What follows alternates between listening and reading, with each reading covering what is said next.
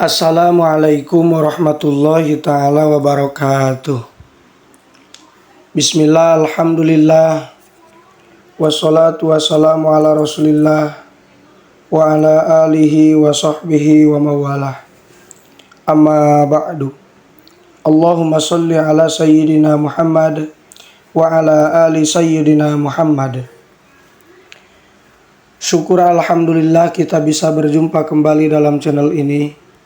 Semoga kita semua selalu ada dalam lindungan Allah Subhanahu wa Ta'ala, dipanjangkan umur, disehatkan jasmani dan rohani, dan senantiasa diberikan rezeki yang berlimpah oleh Allah Subhanahu wa Ta'ala. Salawat beserta salam semoga tetap tercurah limpahkan kepada Nabi kita Nabi Muhammad Sallallahu Alaihi Wasallam. Tidak lupa kepada keluarganya, kepada sahabatnya, kepada tabi'in tabi'atnya, juga sampai kepada kita semua selaku umatnya. Amin ya Allah ya Rabbal Alamin.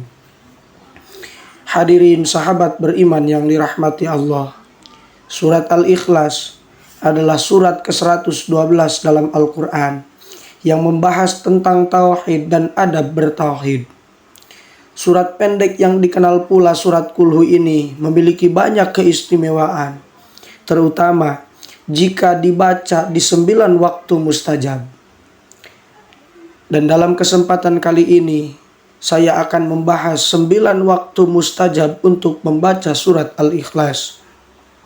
Dan sebelum kita lanjut, alangkah baiknya bagi sahabat semua yang belum bergabung dengan channel ini, silakan bergabung dengan cara tekan tombol subscribe, like, dan share sebanyak-banyaknya.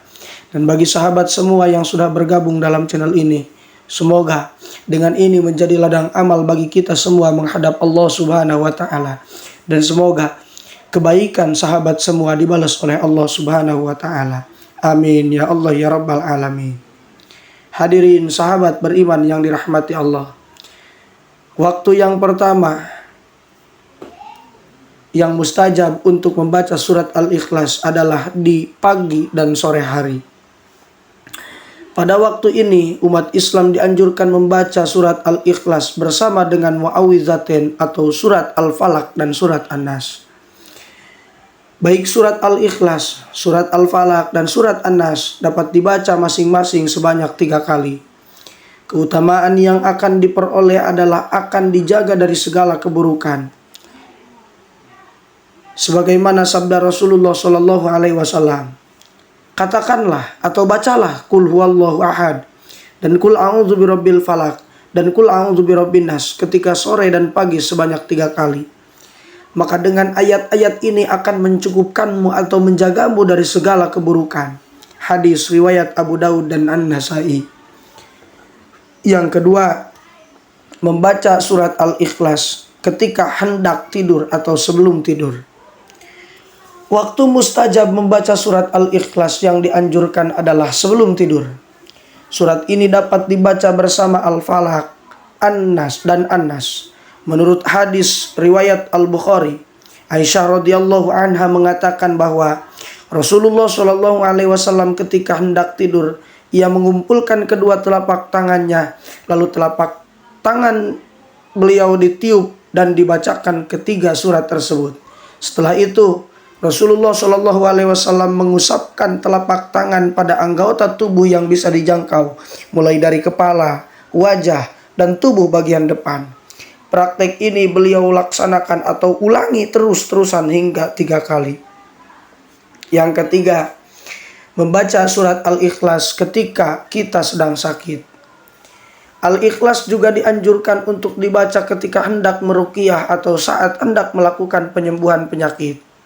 Sebagaimana dikatakan, Aisyah radhiyallahu anha mengatakan, Rasulullah Shallallahu Alaihi Wasallam ketika sakit, ia meminta Aisyah untuk melakukan apa yang biasa dilakukan Rasulullah ketika hendak tidur, yakni mengumpulkan kedua telapak tangan, lalu telapak tangan ditiup dan dibacakan ketiga surat tersebut. Setelah itu mengusapkan telapak tangan pada anggota tubuh yang bisa dijangkau, mulai dari kepala, wajah, dan tubuh bagian depan sebanyak 3 kali. Yang keempat, membaca surat Al-Ikhlas setelah sholat atau sesudah salam. Waktu keempat yakni membaca surat Al-Ikhlas, An-Nas, dan Al-Falaq setelah sholat, tepatnya sesudah salam, masing-masing sebanyak 1 kali.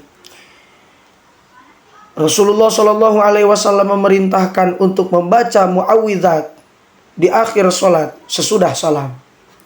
Yang kelima, membaca surat Al-Ikhlas ketika sholat sunat fajar. Al-Ikhlas juga dianjurkan untuk dibaca saat mengerjakan sholat sunnah fajar atau qobliyah subuh. Sebaik-baik surat yang dibaca ketika 2 rakaat qobliyah subuh adalah Qul huwallahu ahad dan Qul ya ayyuhal kafirun. Hadis riwayat Ibnu Khuzaimah. Yang keenam, membaca surat Al-Ikhlas di waktu sholat sunnah ba'diyah maghrib. Hadirin sahabat beriman yang dirahmati Allah, surat Al-Ikhlas dianjurkan pula untuk dibaca saat mengerjakan sholat sunnah ba'diyah setelah maghrib. Aku tidak dapat menghitung karena sangat sering aku mendengar bacaan Rasulullah Shallallahu Alaihi Wasallam membaca surat pada sholat 2 rakaat ba'diyah maghrib dan pada sholat 2 rakaat qobliyah subuh, yaitu Qul ya ayyuhal kafirun dan Qul huwallahu ahad, kata Abdullah bin Mas'ud radhiyallahu anhu. Surat Al-Kafirun dibaca di rakaat pertama setelah Al-Fatihah dan Al-Ikhlas dibaca di rakaat kedua setelah Al-Fatihah. Yang ketujuh, membaca surat Al-Ikhlas di waktu sholat witir. Kata Abdul Aziz bin Jurayj, ia berkata, aku menanyakan pada Aisyah radhiyallahu anha, surat apa yang dibaca oleh Rasulullah Shallallahu Alaihi Wasallam setelah membaca Al-Fatihah ketika sholat witir? Lalu Aisyah menjawab, Nabi Shallallahu Alaihi Wasallam membaca pada rakaat pertama Sabbihisma rabbikal a'la, dan pada rakaat kedua Qul ya ayyuhal kafirun, dan pada rakaat ketiga Qul huwallahu ahad, dan Qul a'udzu birabbil falaq, dan Qul a'udzu birabbin nas. Hadis riwayat An-Nasai. Yang kedelapan, ketika sholat maghrib pada malam Jumat.